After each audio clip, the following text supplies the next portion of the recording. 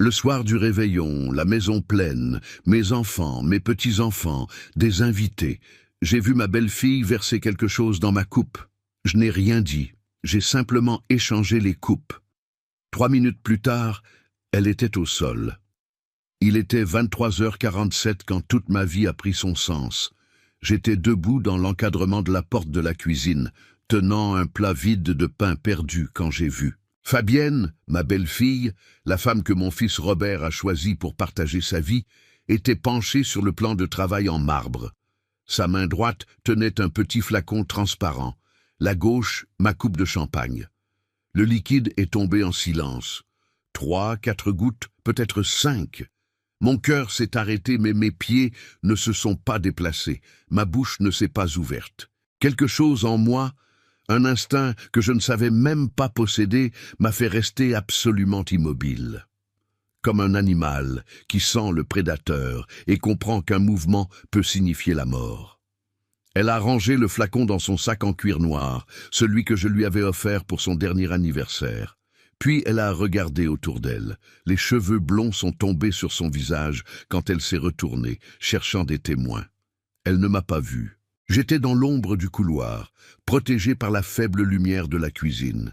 Fabienne a respiré profondément, lissé sa robe rouge moulante, également un cadeau de ma part, et est retournée au salon avec un sourire que je connaissais bien.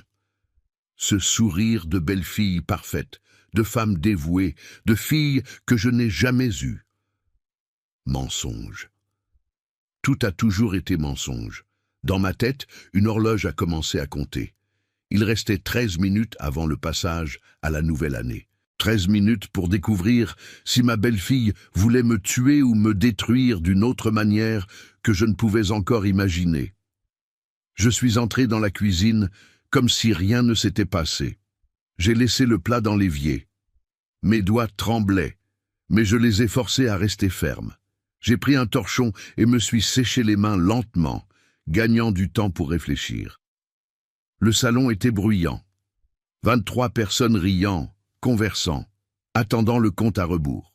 Mes enfants, mes petits-enfants, des voisins, l'avocat de la famille, tout cela a célébré sans imaginer que dans quelques minutes, cette fête se transformerait en autre chose. Je suis retourné au salon. Fabienne distribuait les coupes avec ce soin exagéré habituel. Quand elle s'est approchée de moi, ses yeux ont brillé. « Monsieur Henry, celle-ci est spéciale. Je l'ai mise de côté pour vous. » La voix douce, le sourire chaleureux. J'ai pris la coupe, senti le poids du cristal dans ma main. Le liquide doré pétillait doucement. « Merci, ma chère. » Ma voix est sortie ferme, trop ferme pour quelqu'un qui venait de témoigner de sa propre sentence. Fabienne s'est éloignée pour servir les autres, et c'est là que j'ai agi. 2 pas jusqu'à la table basse. Un mouvement simple, naturel, j'ai posé ma coupe à côté de la sienne. Elles étaient identiques. Du même service que j'avais reçu à mon mariage il y a 46 ans. J'ai fait semblant d'arranger les serviettes. Quand je me suis retourné, j'ai échangé les coupes de position. Voilà. Ce qu'elle avait préparé pour moi, elle allait le boire. Personne n'a remarqué. Personne ne remarque jamais les mouvements d'un homme de 68 ans. Nous sommes invisibles, des fantômes dans notre propre maison. Et cette fois, cette invisibilité m'a sauvé. Si vous regardez ceci maintenant, abonnez-vous à la chaîne Les Conseils de Papy, parce que ce qui s'est passé dans les 3 minutes suivantes va vous faire comprendre que cette nuit-là, je n'ai pas seulement sauvé ma vie. J'ai découvert une vérité qui se construisait dans ma maison depuis 4 années entières. 23h55, quelqu'un a augmenté le volume de la télévision. La présentatrice enthousiaste annonçait le compte à rebours. Les feux d'artifice commençaient déjà à éclater dehors, distants, pressés.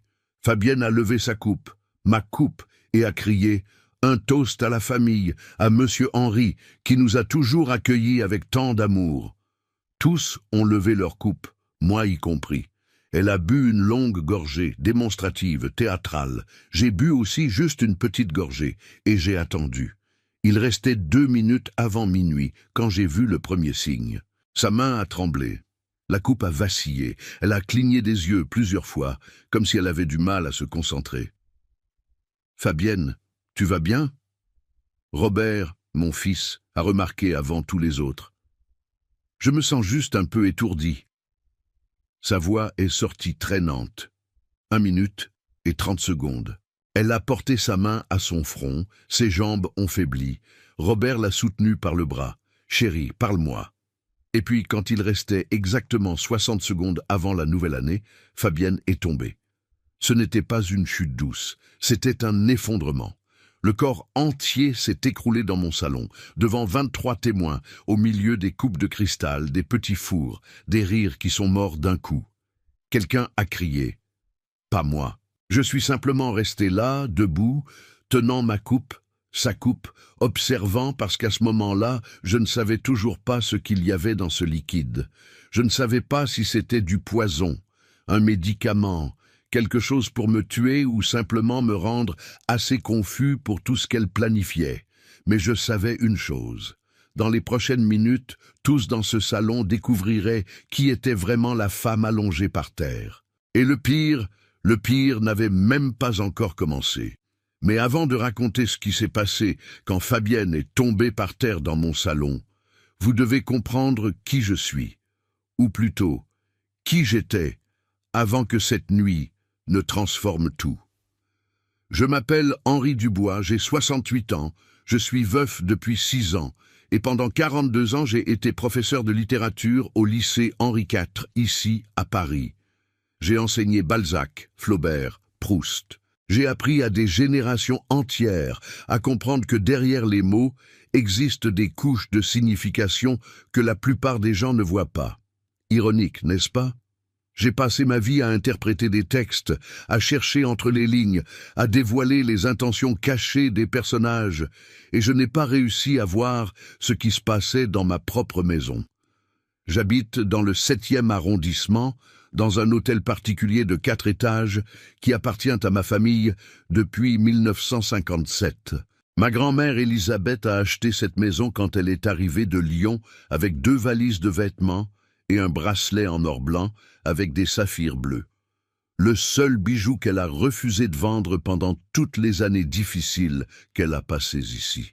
Cette maison est mon histoire. Chaque pièce garde un souvenir. Le salon où mon père a appris à mon frère à jouer aux échecs. La cuisine où ma mère faisait du riz au lait le dimanche, parfumant toute la maison à la cannelle. La chambre où j'ai donné naissance à mon premier fils, Robert, une nuit de pluie torrentielle en 1981, parce que l'ambulance n'arrivait pas à temps. Selon la dernière évaluation, que je n'ai même pas demandée, mais qui est apparue mystérieusement sur mon bureau il y a 3 mois, cette maison vaut 2 800 000 €. Une somme absurde. De l'argent dont je ne me suis jamais soucié d'avoir, parce que pour moi cette maison n'a jamais été un patrimoine, c'était un foyer. En plus de la maison, j'ai une épargne de 480 000 € accumulée au cours de 42 ans de travail. Ma pension de veuf et ma retraite totalisent 8 200 € par mois. Je ne suis pas riche, mais je n'ai jamais manqué de rien non plus. J'ai 3 enfants. Robert, l'aîné, 43 ans. Avocat fiscaliste, il a toujours été le plus sérieux, le plus responsable, le fils en qui j'avais confiance les yeux fermés, celui que je pensais qui s'occuperait de moi dans ma vieillesse, qui protégerait la famille, qui honorerait le nom Dubois. Il a épousé Fabienne il y a 4 ans, lors d'un mariage que j'ai moi-même payé. 35 000 € pour une fête qui a duré 6 heures. Je l'ai trouvé cher, mais c'était mon fils aîné. Comment aurais-je pu refuser? Marianne, ma fille du milieu, 40 ans, journaliste, elle vit à Bruxelles depuis 8 ans, travaille pour un journal belge, a épousé un graphiste nommé Thomas. Nous nous parlons tous les dimanches par visioconférence. Elle me demande toujours si tout va bien, si j'ai besoin de quelque chose. Jusqu'à cette semaine-là, j'ai toujours dit que oui, tout allait très bien. Et Daniel, mon Benjamin, 37 ans, célibataire, architecte, travaille dans un cabinet à Saint-Germain, vit avec moi depuis toujours, n'a jamais quitté la maison. Il a la chambre au 4e étage, celle avec vue sur les toits de Paris. Silencieux, observateur. Parfois je pense qu'il comprend des choses que personne d'autre ne perçoit. J'ai été marié à Monique pendant 36 ans. Elle est morte d'une crise cardiaque en 2019, en dormant à mes côtés, sans prévenir, sans adieu. Je me suis réveillé à 6 heures du matin, et elle était froide. Aussi simple que ça. La vie vous enlève les gens sans demander la permission. Après sa mort, la maison est devenue trop grande, trop silencieuse. Je montais et descendais ces 4 étages tous les jours, parlant seul, cuisinant pour un, regardant les informations avec le volume fort, juste pour créer du bruit. C'est pour ça que j'ai accepté quand Robert a suggéré. « Papa, et si Fabienne et moi vivions ici avec toi? La maison est immense. Tu es très seul et nous pourrions payer un loyer, aider avec les dépenses. » Ça semblait parfait. Il semblait que j'allais retrouver mon fils, que j'aurais de la compagnie, que la maison retrouverait la vie. J'ai dit oui sans réfléchir à 2 fois. La plus grande erreur de ma vie. Les 6 premiers mois, Fabienne a été tout ce que je pouvais désirer dans une belle fille. Elle rangeait la maison, faisait les courses, cuisinait de nouvelles recettes. Elle a organisé mes médicaments dans une petite boîte séparée par jour de la semaine. Elle a suggéré que nous peignions le salon dans un ton plus clair, plus moderne. Elle a convaincu Robert de rénover la salle de bain du 2e étage. Je pensais avoir gagné une fille jusqu'à ce que de petites choses commencent à changer. Elle a commencé à répondre à mon téléphone. « Monsieur Henry se repose. Je lui dirai que vous avez appelé plus tard. » Mais plus tard n'arrivait jamais. Les messages disparaissaient. Elle a pris en charge les courses du mois. « Laisse-moi y aller, monsieur Henry. Tu n'as pas besoin de te fatiguer. » Mais quand je regardais les factures, les montants avaient doublé. Elle a réorganisé mes armoires. Je vais donner ces vieux vêtements, d'accord? Des vêtements qui avaient des histoires, des costumes que j'avais portés lors de remises de diplôme, des chemises que Monique m'avait offertes, et le bracelet de ma grand-mère. C'était le premier vrai signe que quelque chose tournait mal. Fabienne l'a emprunté pour le porter à une fête de la société de Robert. Juste pour une soirée, monsieur Henry, je promets d'en prendre soin, comme si c'était le mien. Je l'ai prêté. Quand elle l'a rendu, c'était presque minuit. Elle est entrée dans ma chambre sans frapper. « Monsieur Henry, désolé, il y a eu un petit accident. » Le bracelet était dans sa main. J'ai vu immédiatement. Un des saphirs centraux, le plus gros, avait une rayure profonde traversant la pierre. Comment c'est arrivé? Il a cogné contre la porte de la voiture sans faire exprès quand je sortais. Mais il n'est pas cassé, non? Juste un peu rayé. On peut le polir? On ne peut pas polir un saphir rayé. Toute personne qui s'y connaît en bijoux le sait. La pierre reste marquée pour toujours. J'ai repris le bracelet, l'ai rangé dans la boîte, n'ai plus rien dit. Parce que c'est ce que les hommes comme moi font, n'est-ce pas? Nous avalons, nous sourions, nous passons l'éponge. Tout pour ne pas créer de problème, ne pas générer de conflits, ne pas sembler être le beau-père pénible, le vieux qui critique tout. Mais je faisais attention. Et plus je faisais attention, plus je voyais. Fabienne n'était pas négligente, elle était calculatrice. Et cette nuit du réveillon, quand je l'ai vue par terre dans mon salon, avec 23 personnes criant autour, avec Robert en larmes essayant de la réveiller, avec mon cœur battant si fort que je pensais qu'il allait exploser. Cette nuit-là, j'ai finalement compris que les 4 dernières années n'avaient pas été une coïncidence. Elles avaient été une préparation. Et ce qu'elle avait préparé pour moi était sur le point de se retourner contre elle. Si cette histoire vous touche, si vous avez déjà vécu ou connaissez quelqu'un qui a vécu quelque chose de similaire, laissez votre commentaire. Écrivez d'où vous regardez. Racontez aussi votre histoire, parce que quand on partage, on guérit, et quand on guérit, on donne le pouvoir à d'autres personnes de faire de même.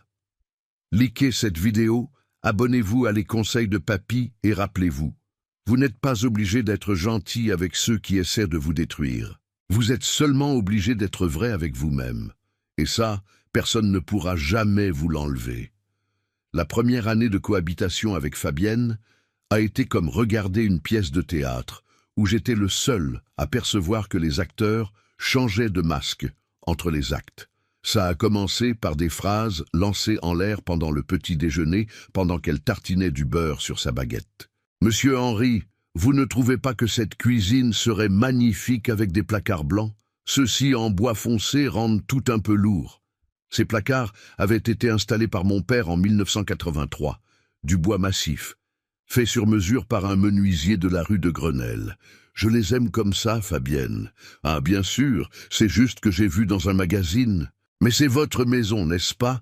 Juste une suggestion.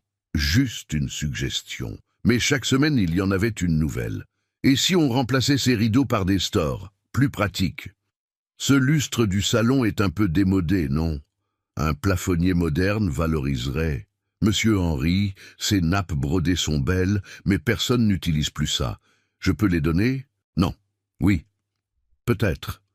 Je répondais selon la fatigue, parce que questionner chaque petite chose semblait être de l'entêtement de vieux têtus. Et je ne voulais pas être ce beau-père, cet homme qui critique tout, qui vit prisonnier du passé. Alors je cédais un peu ici, un peu là. Les rideaux sont partis.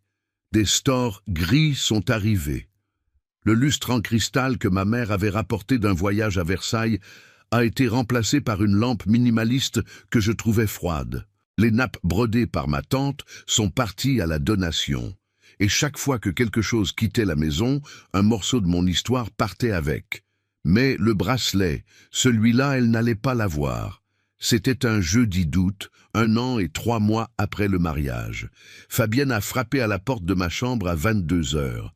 « Monsieur Henry, je peux vous demander une immense faveur. » J'étais allongé, en train de lire, déjà en pyjama. « Bien sûr, ma chère. Il y a un événement super important demain à la Société de Robert, un dîner formel avec des clients internationaux. Je n'ai aucun bijou sophistiqué. » Elle a fait une pause. « Est-ce que vous pourriez me prêter ce magnifique bracelet, juste pour une soirée? Je jure d'en prendre soin comme si c'était le mien. » Mon estomac s'est retourné. « Fabienne, ce bracelet est très délicat, il a plus de 80 ans. C'est exactement pour ça, il sera parfait, classique, élégant. S'il vous plaît, monsieur Henry, c'est juste pour une soirée. Comment dire non sans paraître mesquin, sans paraître le beau-père qui ne fait pas confiance, qui ne prête rien, qui garde tout pour lui seul. D'accord, mais fais attention s'il te plaît. » Ses yeux ont brillé. Le lendemain, elle est sortie avec le bracelet au poignet, l'or blanc scintillant, les saphirs bleus capturant la lumière. Je l'ai vue partir et j'ai senti un serrement dans la poitrine que je ne pouvais expliquer. Quand elle est revenue, il était presque minuit. Elle est entrée dans ma chambre sans frapper. « Monsieur Henry, désolé, il y a eu un tout petit accident. » Le bracelet était dans sa main. J'ai vu immédiatement. Un des saphirs centraux, le plus gros, avait une rayure profonde traversant la pierre. Comment c'est arrivé? Il a cogné contre la porte de la voiture sans faire exprès quand je sortais. Mais il n'est pas cassé, non, juste un peu rayé. On peut le polir? On ne peut pas polir un saphir rayé. Toute personne qui s'y connaît en bijoux le sait. La pierre reste marquée pour toujours. J'ai repris le bracelet, l'ai rangé dans la boîte, n'ai plus rien dit. Mais quelque chose en moi s'est fissuré à ce moment-là, comme le saphir. Les mois suivants ont été une escalade si lente que je ne l'apercevais presque pas. Fabienne a commencé à contrôler les mots de passe, Wi-Fi, Netflix, jusqu'au code de l'interphone. « Laisse-moi tout noter au même endroit, monsieur Henry. Tu oublies ces choses. » Je n'oubliais pas, mais j'ai accepté parce que ça semblait utile. Elle a pris en charge les courses du mois. Je fais tout en ligne, ça t'économise du temps. Elle a commencé à ouvrir mon courrier, juste pour voir s'il y a des factures en retard. Et la 2e année est venu le coup le plus audacieux. Un après-midi d'avril, Fabienne et Robert m'ont appelé pour parler au salon. « Papa, on réfléchissait. » Robert a hésité. « Il serait bien que tu fasses une procuration juste par sécurité. » Une procuration? C'est qu'en cas d'urgence, si tu dois signer un document urgent et que tu ne peux pas, on aurait l'autorisation de régler. Fabienne a complété avec ce sourire doux. « C'est juste pour te faciliter la vie, monsieur Henry. Beaucoup de personnes de ton âge font ça. Ma tante l'a fait et elle a dit qu'elle était beaucoup plus tranquille. J'ai pris le papier que Robert me tendait. C'était une procuration large, pouvoir pour vendre, acheter, signer des contrats, gérer des comptes. Je dois réfléchir. » « Bien sûr, papa, sans pression. » Robert m'a embrassé le front. Mais Fabienne n'a pas bougé. Elle est restée à me regarder. Et dans ce regard, il y avait quelque chose qui m'a glacé. De l'attente, de l'anxiété, de la faim. Cette nuit-là, j'ai montré le document à Daniel. Mon fils cadet l'a lu en silence. Quand il a terminé, il a levé les yeux vers moi. « Papa, ne signe pas ça. » « Pourquoi ? » Parce qu'une procuration large donne un pouvoir total. Il pourrait vendre cette maison sans que tu le saches même. Ton frère ne ferait pas ça. Robert, non. Mais elle, Daniel n'a pas terminé la phrase. Il n'en avait pas besoin. Le lendemain, j'ai dit à Robert que je ne signerais pas. La réaction de Fabienne a été subtile, mais je l'ai vue. La façon dont elle a serré les lèvres, comment elle a détourné le regard, comment elle est sortie du salon sans dire au revoir. À partir de ce jour, la belle-fille affectueuse a commencé à disparaître. Fabienne a arrêté de faire le petit déjeuner pour moi. Je pensais que tu préférais le faire à ta façon. Elle a arrêté de m'inclure dans les sorties. C'est un film trop jeune pour toi, monsieur Henry. Elle a commencé à verrouiller la porte de la chambre quand elle était à l'intérieur avec Robert. Des conversations à voix basse qui s'arrêtaient quand je passais dans le couloir. Et Robert, mon fils, chaque fois que j'essayais de commenter quelque chose, chaque fois que j'insinuais que quelque chose n'allait pas, il la défendait. « Papa, Fabienne veut juste aider. Papa, je pense que tu exagères. Papa, je crois que tu deviens un peu paranoïaque. » Paranoïaque. Ce mot a fait plus mal que n'importe quelle gifle. Parce que c'est comme ça que ça commence, n'est-ce pas ? D'abord, ils te font douter de ce que tu vois, puis de ce que tu ressens, et à la fin de qui tu es. Mais cette nuit du réveillon, avec Fabienne tombée par terre et mon fils en larmes, j'ai su une chose. Je n'étais pas paranoïaque. J'avais eu raison tout le temps.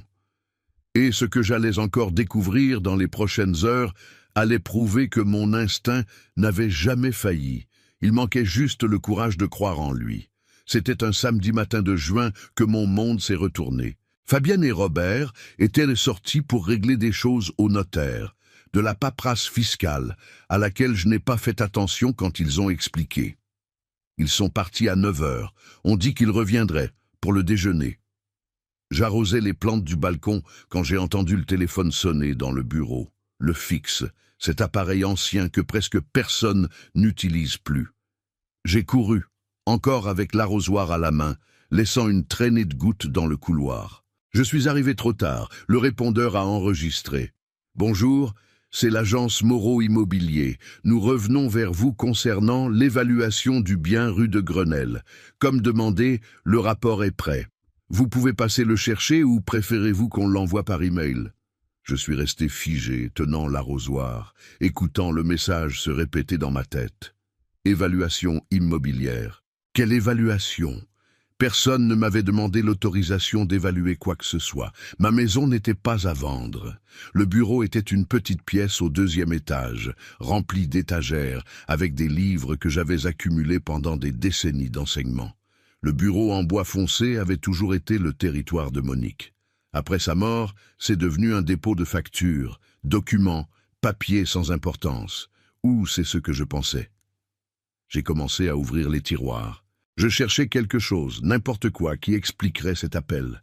Dans le 3e tiroir, sous une pile de vieux reçus, j'ai trouvé un dossier bleu, fin, discret. J'ai ouvert. À l'intérieur, des plans de ma maison dessinés à la main, avec des annotations dans les marges. Démolir le mur de séparation, salon intégré. Sol stratifié, 18 000 €. Cuisine américaine, devis, 45 000 €. J'ai tourné la page. Un autre document. Rapport d'évaluation immobilière. Date 3 semaines auparavant. Bien résidentiel rue de Grenelle, 847, 7e arrondissement. 4 étages, 5 chambres, 3 salles de bain, garage pour 2 véhicules. Surface totale, 340 mètres carrés. Valeur de marché estimée, 2 800 000 €. 2 800 000 €. Ma main a tremblé, le dossier a failli tomber. Il y avait encore un brouillon de lettres, manuscrites, une écriture que je ne reconnaissais pas. Cher maître Durand, Comme nous en avons discuté, voici la liste des documents nécessaires pour introduire la procédure de mise sous tutelle pour incapacité civile. Monsieur Henri Dubois, 68 ans, présente des signes progressifs de troubles cognitifs. J'ai arrêté de lire.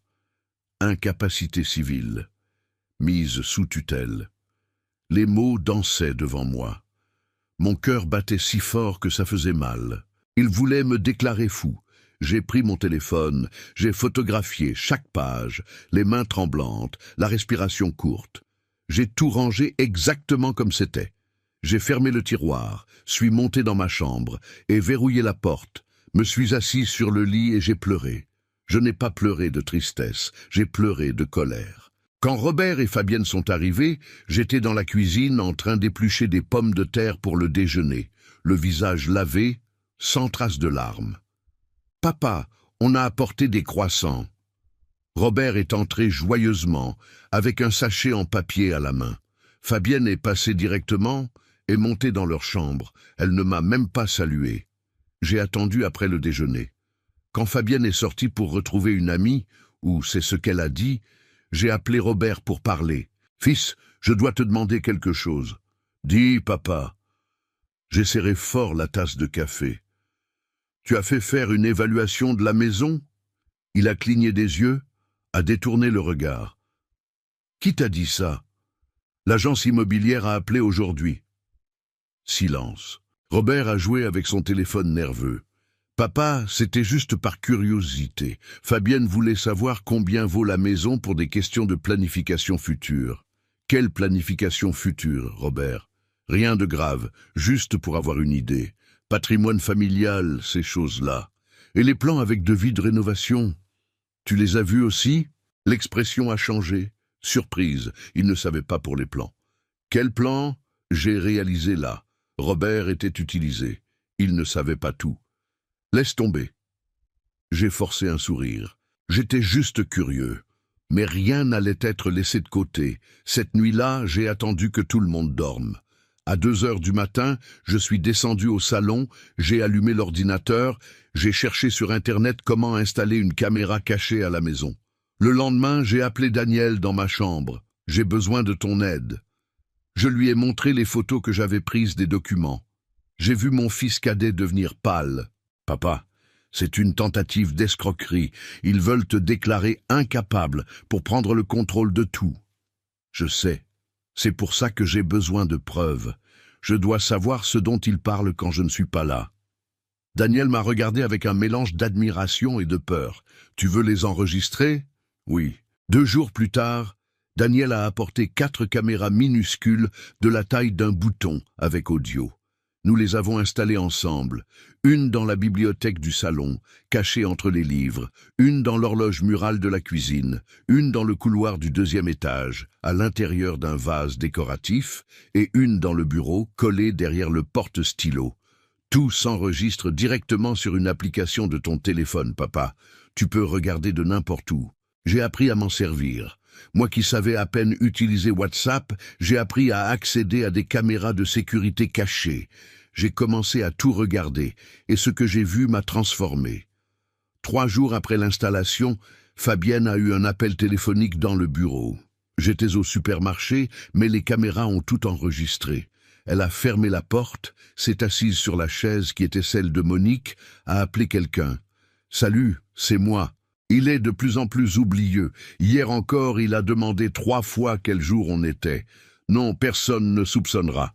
D'ici juin, j'obtiens les rapports dont on a besoin. L'avocat est déjà prévenu. Dès que la mise sous tutelle sortira, on vend rapidement et on partage comme convenu. Elle a fait une pause, écoutant la personne de l'autre côté. Fais-moi confiance. Le vieux ne saura même pas ce qui s'est passé. Quand il s'en rendra compte, il sera déjà en maison de retraite. En maison de retraite. Le vieux. J'ai regardé cette vidéo 12 fois. J'ai mémorisé chaque mot, chaque pause, chaque inflexion dans sa voix. Et cette nuit-là, quand je me suis assis pour dîner avec Robert et Fabienne, quand elle m'a servi le jus avec ce sourire affectueux, quand elle a dit « Monsieur Henri, je l'ai fait comme tu l'aimes », j'ai souri en retour.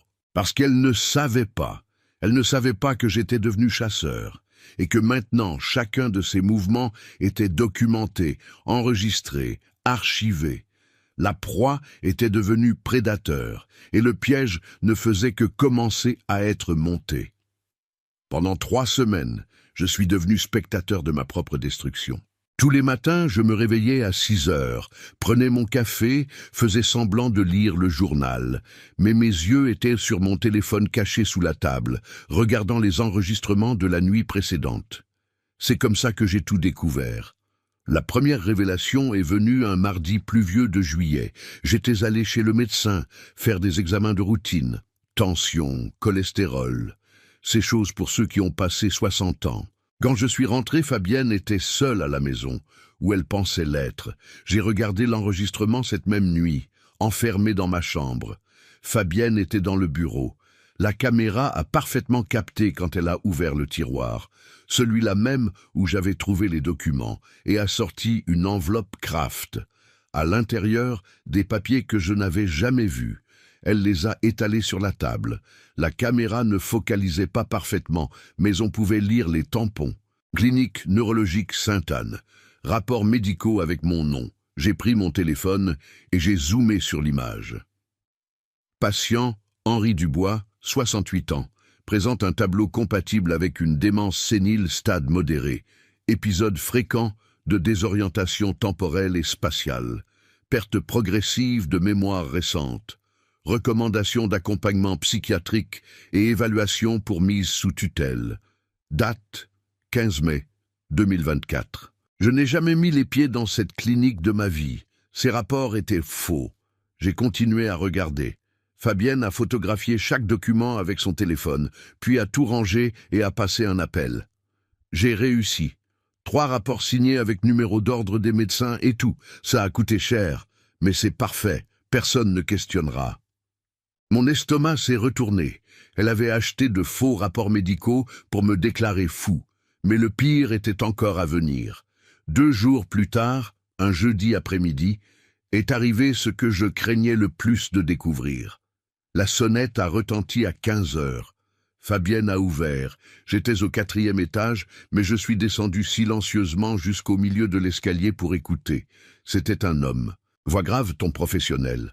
Bonjour, je suis maître Renaud Durand, avocat. Nous avons rendez-vous. Avocat? Quel avocat? Personne ne m'avait prévenu d'aucune réunion.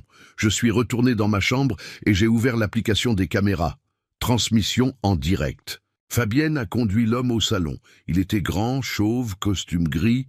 Il s'est assis sur le canapé avec une mallette en cuir. Alors, Madame Fabienne, allons droit au but. Vous avez apporté les documents que j'ai demandés? Elle a remis une enveloppe. Il a ouvert, examiné chaque papier. Rapports médicaux attestant l'incapacité cognitive, certificat de propriété du bien, copie de la carte d'identité et du numéro de sécurité sociale du titulaire. Il a levé les yeux. Parfait. Avec ça, on introduit la procédure de mise sous tutelle la semaine prochaine. Et combien de temps ça prendra? Considérant qu'on a les rapports de 3 médecins différents, que le patient a 68 ans et que vous êtes la belle-fille résidant à la même adresse, je dirais que dans 60 jours, on obtient la tutelle provisoire. Et la vente du bien? Dès que vous serez nommée tutrice, vous pourrez vendre.